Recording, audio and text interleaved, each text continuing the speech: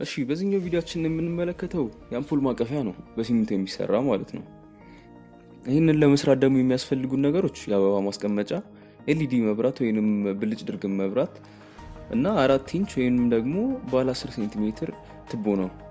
በመጀመሪያ ትቦውን እንቆርጣለን። ትቦውን የምንቆርጠው 5 ኢንች ወይንም 12 ሴንቲሜትር በሜትር ለክተን ነው። ከዛም ሁለተኛ ተመሳሳይ እንደግማለን።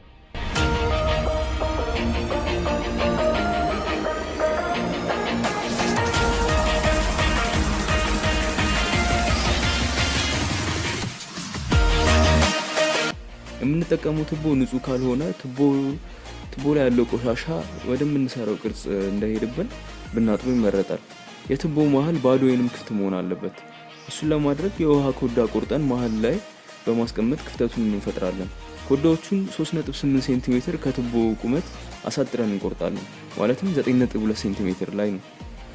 የምንጠቀመው ኤሌክትሮኒክስ ዕቃ ደግሞ በሲሚንቶ የምንሰራው ቅርጽ ውስጥ መቀመጥ መቻል አለበት። እነዚህን ኮዳዎች በመጠቀም ደግሞ ቀላሉ አማራጭ ያደርገዋል ማለት ነው። ኮዳው የትቦ መሃል ላይ መቀመጥ አለበት። በሲሚንቶ የምንሰራቸው ቅርጽ በሁሉም በኩል እኩልና ጠንካራ እንዲሆኑ የላይኛው ትቦ ክፍል ከስረኛው ጠበብ ማለትም ደግሞ ይኖርበታል። የአበባ ማስቀመጫው እንዲገጥም ማለት ነው። እሱ ደግሞ ባለ 2.5 ሴንቲሜትር ስፋት ያለው ባለማጣበቂያውን ፎም መጠቀም ይቻላል። እሱን ደግሞ የምናገኘው ህንጻ መሳሪያዎች ውስጥ ነው። ሙሉ ለሙሉ በትክክል ባይሆንም ተቀራራቢ ይሆናል። ቅርጹን ሰርተን ከመጨረሳችን በኋላ በብርጭቆ ወረቀት ማሸት ይኖርብናል። ከዛም መጠቅለያ ላስቲክ ወይንም ደግሞ አሉሚኒየም ፎይል ተጠቅመን ስሩን እንዘጋዋለን። የትቦውን ዙሪያውን የፕላስቲኩን ወይንም ደግሞ አሉሚኒየም ፎይሉን በፕላስተር እንለጥፈዋለን። ከዛ ሲሚንቶውን ወደምናቦካበት ዕቃ እናደርግና ውሃ በትንሹ እየጨመርን በእጅ ማንኪያ በመጠቀም እናቦካዋለን። ውሃ ከበዛበት ትንሽ ሲሚንቶ እንጨምራለን። ከደረቀ ደግሞ ትንሽ ውሃ እንጨምርበታለን ማለት ነው። ከዛ በደንብ ሲዋሃድልን የቆረጥነውን የውሃ ኮዳዎች ቂጣቸውን ወደ ላይ እንገለብጥና ትቦ ውስጥ መሃል ለመሃል እናስቀምጣቸዋለን። ከዛ ያቦካነውን ሲሚንቶ ወደ ትቦ መጨመር እንጀምራለን ማለት ነው። ስትጨምሩ ኮዳው እንዳይንቀሳቀስ በእጃችሁ ብትይዙት ይመረጣል።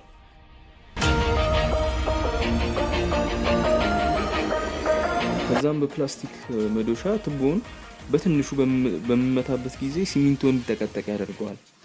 ይህን በምናደርግበት ጊዜ ግን መጠንቀቅ ያስፈልጋል። ኮዳው ከምንም ጋር ስላልተያያዘ ይንቀሳቀሳል።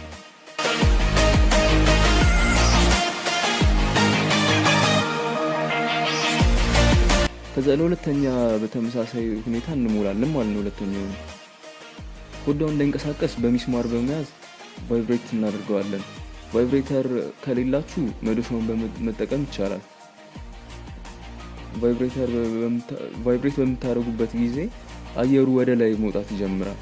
ከዛ በብል ይፈጥራል ወይንም አረፋ ነገር ይፈጥራል። አሁን ከተሰራ 4 ቀን ሆኖታል። ሲሚንቶ ወደ ስር አልፎ ገብቷል፣ ግን ችግር የለውም። በመዶሻ መክፈት እንችላለን።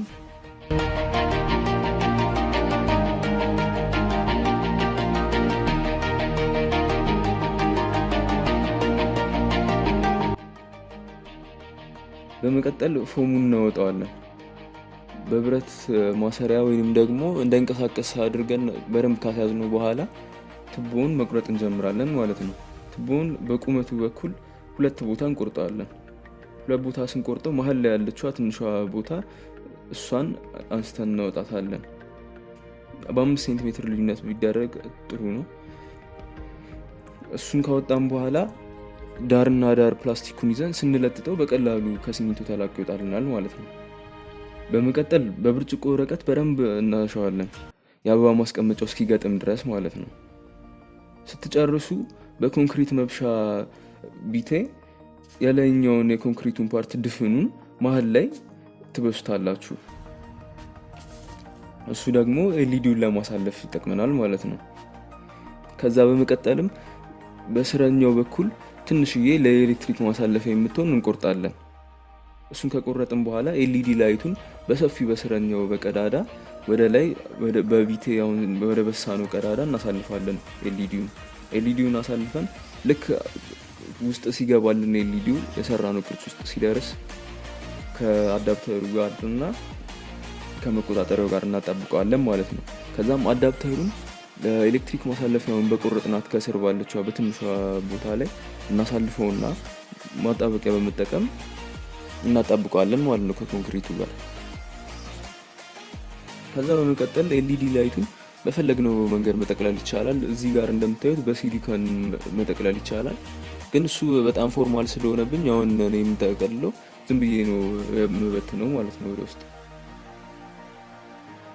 እና ይህን አምፖል ማቀፊያ በምትሰሩበት ጊዜ በማንኛውም አይነት መንገድ መስራት ትችላላችሁ። ስፋቱን፣ ቁመቱን በራሳችሁ ከለሩን እንደምትፈልጉት አድርጋችሁ መጠቀም ትችላላችሁ ማለት ነው።